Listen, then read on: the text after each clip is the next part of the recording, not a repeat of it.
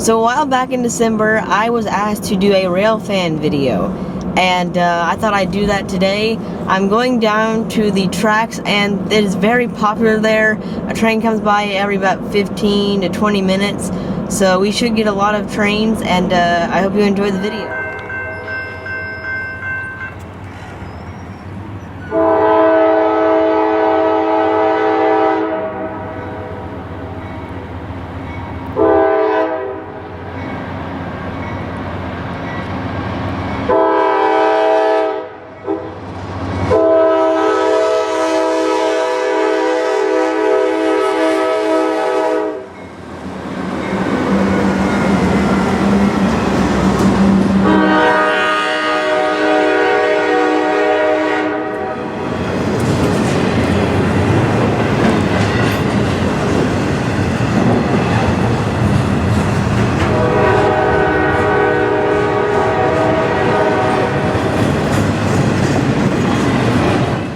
Well, slowing down here.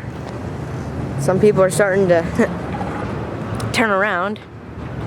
Oh gee, I hope it doesn't stop because I parked on the other side. Okay, it's not stopping. It's sped up again.